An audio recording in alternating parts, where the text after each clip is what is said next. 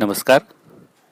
कक्षा 12वीं, विषय मनोविज्ञान, चैप्टर नंबर 4, मनोभाव एवं पूर्वग्रह। प्रिय छात्रों, आज हम बात करेंगे मनोभाव के गठन को प्रभावित करने वाले परिबलों की। मनोभावों का गठन तो होता है, लेकिन वह गठन किन परिबलों की वजह से होता है? कौन कौन से ऐसे परिबल है जो मनोभावों के गठन को प्रभावित करते हैं? मनोभाव मानव व्यवहार को दिशा प्रदान करने वाला महत्वपूर्ण परिबल है। मनोभाव को समझने के लिए वह कैसे गठित होते हैं, कैसे विकसित होते हैं, उनको प्रभावित करने वाले परिबल कौन से हैं, ये समझना आवश्यक है। मनुष्य जीवन पर्यंत कुछ न कुछ सीखता रहता है और जीवन दरमियान वह अनेक लोगों के संपर्क में आता है और उनके व्यवहार का वह मूल्यांकन करता है और उसके इन अनुभवों से ही धीरे धीरे मनोभावों का गठन होता है। मनोभाव के गठन को प्रभावित करने वाले मुख्य 4 परिबल हैं। पहला परिवार, दूसरा सामाजिकरण, तीसरा प्रत्यक्ष अनुभव और चौथा संचार माध्यम का प्रभाव। तो आइए इन चारों को हम क्रमशः समझने का प्रयास करते हैं। सबसे पहले बात करते हैं परिवार की। समग्र जीवन काल में मानव जीवन का अनिवार्य अंग परिवार है। परिवार में अलग अलग सदस्यों के व्यवहार का प्रभाव बालक पर पड़ता है। उसमें भी बालक पर माता के व्यवहार का प्रभाव सबसे अधिक पड़ता है। बालक का माता के प्रति सहज विधायक भाव होता है, क्योंकि बालक की ज्यादातर आवश्यकताएं माँ के द्वारा ही संतुष्ट होती हैं। माता पिता की पारस्परिक अंतरक्रिया, भाई बंधु के साथ बालक की अंतरक्रिया तथा उनके द्वारा होने वाली उसकी आवश्यकताओं की पूर्ति, सहकार, स्वीकृति, प्रेम, स्नेह आदि बातों से बालक में विधायक मनोभाव विकसित होते हैं। तो बालक घर में रहता है और घर के परिवार के जो सदस्य होते हैं उसका उसके प्रति जो व्यवहार होता है उससे ही अन्य लोगों के प्रति उसके विधायक मनोभाव विकसित होते हैं। सिर्फ विधायक नहीं, उसी तरह अगर बालक के प्रति धिक्कार, घृणा, तिरस्कार जैसे अनुभव ज्यादा होते हैं तो निषेधक मनोभाव विकसित होते हैं। उदाहरण के रूप में समझाऊं तो माता पिता के गुस्से का शिकार होने वाला जो बालक होता है उसको अगर दादा दादी अपने पास ले जाते हैं और उसे प्यार देते हैं और उसके मम्मी पापा को डांटते हैं तो बालक में दादा दादी के प्रति विधायक मनोभाव विकसित होता है, जबकि मम्मी पापा के बारे में निषेधक मनोभाव विकसित होता है। यानी कि परिवार में जिस प्रकार के अनुभव बालक करता है वैसा ही मनोभाव गठित होता है। अगर परिवार से स्नेह, प्रेम और सहकार मिलता है तो विधायक मनोभाव गठित होते हैं, और परिवार से अगर घृणा और तिरस्कार मिलता है तो निषेधक मनोभाव गठित होते हैं। तो इस प्रकार मनोभाव के गठन को परिवार प्रभावित करता है। मनोभाव के गठन को प्रभावित करने वाला दूसरा परिबल है सामाजिकरण। सामाजिकरण अर्थात सामाजिक रीति रिवाज, मूल्य, स्तर, रहन सहन एवं विचार श्रेणी आत्मसात करने की प्रक्रिया। यानी मनुष्य जिस समाज में रहता है उस समाज के रीति रिवाज, मूल्यों, रहन सहन और विचारधारा को वह आत्मसात करता है, उसे सीखता है। यह सीखने की यानी सामाजिकरण की जो प्रक्रिया है वह आजीवन चलती है। यानी कि जन्म से मृत्यु तक सामाजिकरण की प्रक्रिया द्वारा मनुष्य का सामाजिक गठन होता है। हर एक समाज के अपने अपने रीति रिवाज और मान्यताएं होती है। तो व्यक्ति एक ही समाज में विकसित होता है तब भी उसमें सामाजिकरण की जो विचारधारा है वह अलग अलग हो सकती है। इतना ही नहीं, विविध समाजों के बीच होने वाली जो पारस्परिक अंतरक्रिया होती है उसके कारण भी सामाजिकरण की प्रक्रिया में तेजी से परिवर्तन आता है। दो अलग अलग समाज के लोगों का बार बार मिलना होता है, एक दूसरे के संपर्क में आते हैं, तो दोनों समाज में एक दूसरे के जो सामाजिक रीति रिवाज होते हैं, मान्यताएं होती है, उससे व्यक्ति परिचित होता है और उसमें भी वह धीरे धीरे गठित होता जाता है।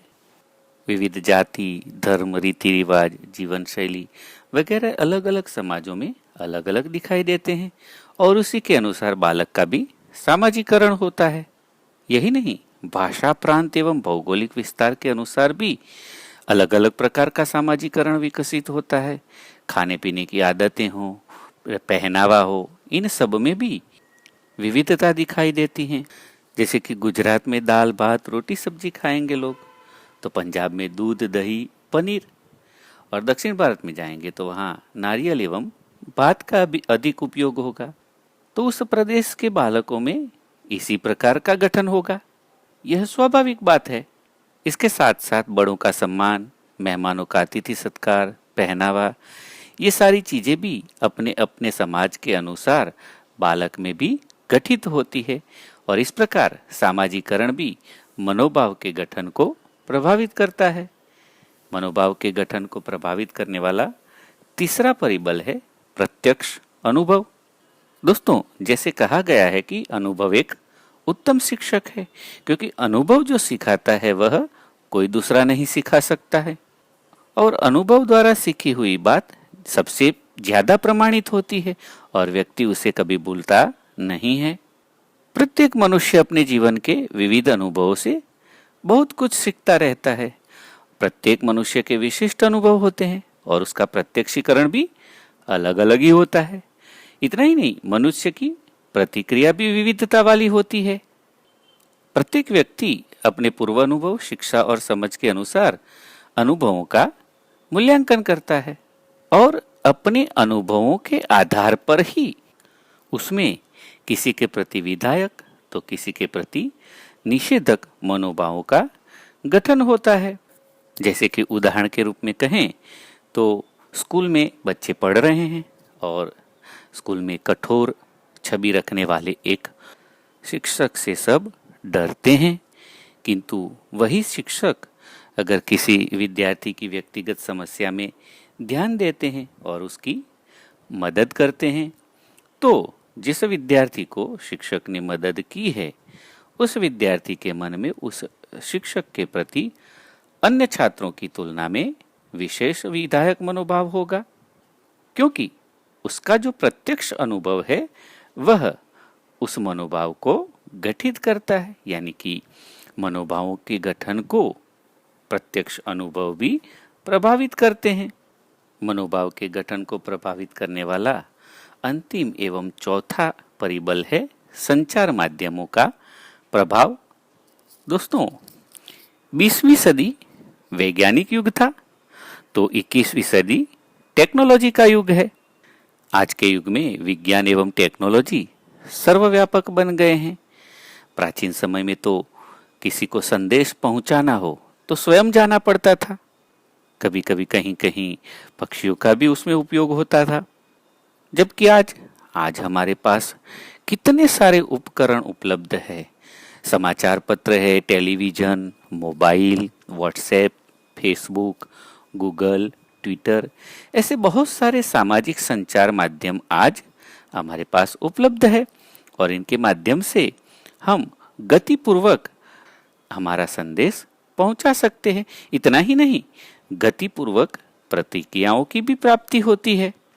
आज के जमाने में तो दुनिया के किसी भी कोने में घटित किसी भी घटना की जानकारी दूसरे ही मिनट में दुनिया के लोगों के पास घर बैठे बैठे पहुंच जाती है।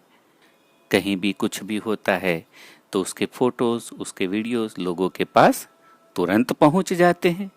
तो इन संचार माध्यमों के द्वारा लोगों को प्राप्त जो जानकारी है वह अगर विधायक है तो लोगों में विधायक मनोभाव गठित होते हैं और निषेधक है तो लोगों में निषेधक मनोभाव गठित होते हैं। उदाहरण के रूप में कहूँ तो अनेकों बार बाढ़, भूकंप जैसी घटनाएं होती है और उन घटनाओं में मिलिट्री के जो जवान होते हैं उनके द्वारा लोगों को जिस प्रकार मदद पहुंचाई जाती है, उनके सुरक्षा के लिए वे जवान अपनी जान को भी जोखिम में डाल देते हैं। ऐसे दृश्य जब टेलीविजन पर लोग देखते हैं तो उनके प्रति सहज ही विधायक मनोभाव विकसित होते हैं। लोगों के मन में सहज ही पुलिस वालों की छाप अच्छी नहीं होती, लेकिन ऐसी परिस्थितियों में पुलिस वाले भी लोगों को सहाय करते हुए दिखाई देते हैं, तो लोगों के मन में जो निषेधक मनोभाव होते हैं उनमें परिवर्तन आता है और विधायक मनोभावों का गठन होता है। तो इस प्रकार संचार माध्यम भी मनोभावों के गठन को प्रभावित करते हैं। तो ये हुई मनोभावों के गठन को प्रभावित करने वाले परिबलों की बात। अगले वीडियो में हम बात करेंगे मनोभाव परिवर्तन की रीतियों की, क्योंकि मनोभाव में परिवर्तन आवश्यक है। अगर लोगों में एक दूसरे के प्रति निषेधक मनोभाव होते हैं तो वह समाज और देश के लिए अच्छा नहीं है, इसीलिए उसमें परिवर्तन लाना आवश्यक है। तो अगले वीडियो में बात करेंगे मनोभाव परिवर्तन की पद्धतियों की और मनोभाव परिवर्तन में अवरोध क्या है, इसकी बात करेंगे। आज इतना ही। नमस्कार। सबका मंगल हो।